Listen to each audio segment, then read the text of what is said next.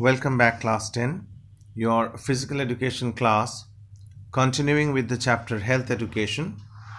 Let us start with vitamins and minerals. Different vitamins perform different functions, and any deficiencies in specific vitamins could cause health problems. So, if any vitamin is deficient or less in your body, less than the required quantity, it can cause health problems.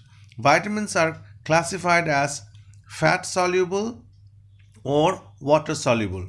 It can be dissolved in fat or it can be dissolved in water, referring to where they are stored in the body. Fat soluble vitamins include vitamin A, D, E, and K. They require dietary fat for absorption and are stored in adipose tissue for up to 6 months. They can be stored in the adipose tissue, that means the fat cells, up to 6 months. Water soluble vitamins circulate through blood and they include B vitamins, namely B6, B12, riboflavin, thiamine, niacin, pantothenic, biotin, folate, and vitamin C. Water soluble vitamins are not stored in the body. They are depleted, that means they are washed away from the body or they are thrown out from the body more rapidly and therefore are needed to be consumed regularly. That means water soluble vitamins are to be replaced regularly. Despite a popular belief that vitamins provide energy, they are not energy nutrients. They do not contain calories. Many vitamins play an important role in the energy systems, but taking quantities in excess of physiological needs will not increase in energy production. So if you take more vitamins than necessary, it will be harmful for your body. However, true vitamin deficiency may result in impaired energy metabolism and hence impaired performance. But if your body is not having enough energy, enough vitamins than the needed quota, it will hamper with your day-to-day functions. Then there is a list of names of vitamins, functions, disease, and sources. This you have to remember. For example, vitamin A. Names of vitamin. Vitamin A. What is the function? Function is overall health of cells and membranes, proper vision, reproduction, bone, and tooth development. What are the diseases caused by the deficiency of vitamin A? Hypovitaminosis A. Symptoms of deficiency like night blindness, permanent or more frequent or severe infections, lack of growth, inability to reproduce. What are the sources? Liver, fish oil, milk products, dark and leafy vegetables, orange, carrots, tomatoes. So you have to remember this chart. Vitamin A, D, E, B chart goes on, and what are the functions of particular vitamins? What are the disease caused by the deficiency, that means the lack of that vitamin, and what are the sources of that particular vitamin.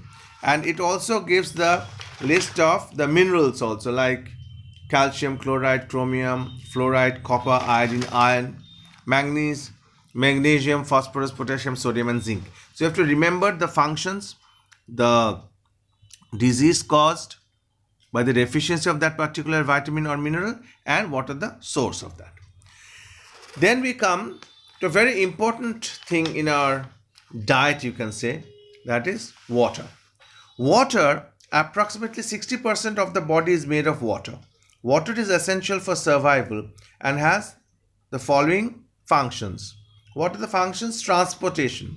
As a component of blood and urine, removal of waste product, protection, serving as a lubricants of the joint, that the joints are lubricated, cleanser, cushion, involvement of many metabolic reactions, temperature regulation, that means loss of heat via sweat.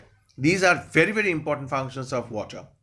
When a decrease in water occurs, compensatory responses are designed to conserve water take place. That means if there is water retention in the body, that means you're not having enough water. One is decreased saliva production, mouth becomes dry, increases thirst. Another is decrease in blood volume, leads to decrease in blood pressure. That signals the brain to increase thirst mechanism. The kidney also plays an important role by increasing water reabsorption in response to anti-diuretic hormone. So, in average body, that means an inactive person at room temperature, water loss is approximately 2.75 liters per day. A normal person loses water 2.57 liters. An apparent water loss occurs in the form of sweat and urine is about 1 to 2 liters per day. But an additional liter or so can be lost via evaporation in expired breath and from the skin. An active person in a warm environment, water loss can be much greater. The fluid intake in adults should be 2.7 liters per day, and women should have 3.7 liters per day. So, I beg your pardon, 2.7 liters per day is for women and 3.7 liters per day is for men. So, this is the water intake one should have. That means around 4 liters men and around 3 liters women. The needs might vary depending on the level of physical activity and environmental conditions. Now comes fiber. Dietary fiber consists of the bulk of food that our body cannot absorb. So what is dietary fiber? Dietary fiber means that in the food there are fibers which our body cannot absorb. There are two types of fiber. What is them? What are the two types of fibers? There are soluble fibers and insoluble fibers. Soluble fibers dissolve in water and forms a gel. They are found in apple skin, carrots, barley, beans, peas, oats, and citrus fruits. Insoluble fibers do not dissolve in water and are part of the elimination process and comes in the forms of nut, wheat flour, wheat bran, and many vegetables. So, insoluble fibers are needed so that your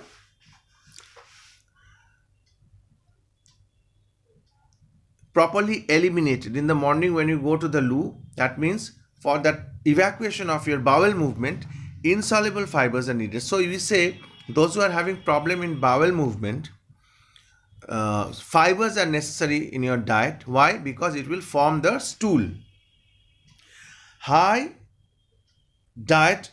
In a diet high in fiber, many health benefits including it decreases the cholesterol levels, insulin, blood sugar stability, and assistance with weight management. While it's recommended for the young women should eat 25 grams of fiber per day and young men should have 38 grams of fibers per day. Individuals with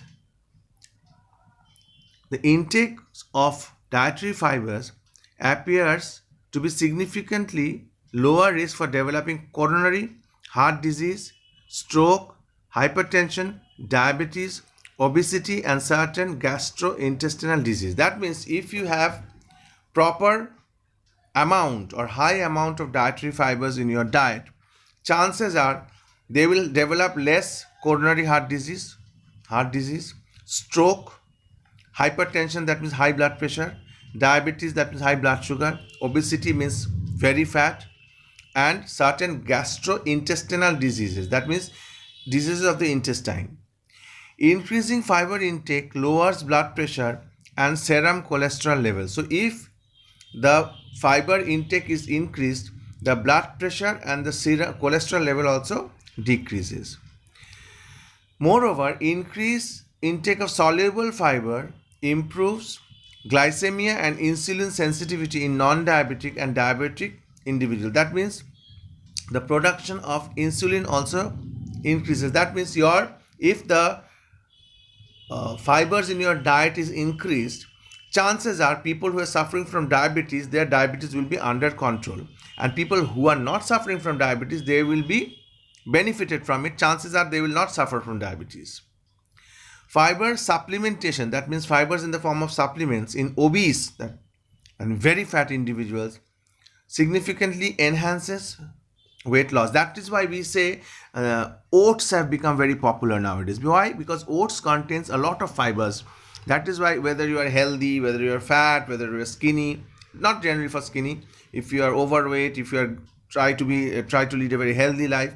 So we are all recommending to have oats. Why? Oats have very good amount of fibers which are necessary for your health. That is why you say it decreases the chances of heart diseases, all sorts of things. Increased fiber intake benefits in treating constipation and duodenal ulcer. That ulcer of the intestine and constipation, that means the bowel movement is not proper. If you have increased fiber in your diet, such problems can be solved. Fiber intake of above 70 grams may lead to negative effects. But if you have more fibers than necessary, it can lead to negative effects. Fiber can bind, that means can stick together, minerals such as calcium, magnesium, iron and zinc, which limits absorption of these micronutrients. Intestinal blockages is rare, but it is very serious, can occur when individuals eat too much fiber and do not consume enough fluid. So along with fiber, you have to consume fluid so that it can be washed away from your system. For a sports person, an increase of insoluble fiber is linked to blood glucose stabilization, which means less spikes, that means increase, and drops in blood sugar and more consistent energy supply. So if we have all of a sudden there is a height of blood sugar, all of a sudden you are very energetic, then again the blood sugar level goes down. So there is a spike and drop of blood sugar, which is very bad for your health. So if a sportsman have a proper supply of soluble fiber in the diet, the blood sugar level is stabilized. So there is a consistent, regular energy supply. The short chain fatty acid making of fiber also directly influences the glycogen release in the liver. So this is a very important element in your diet, which is fiber.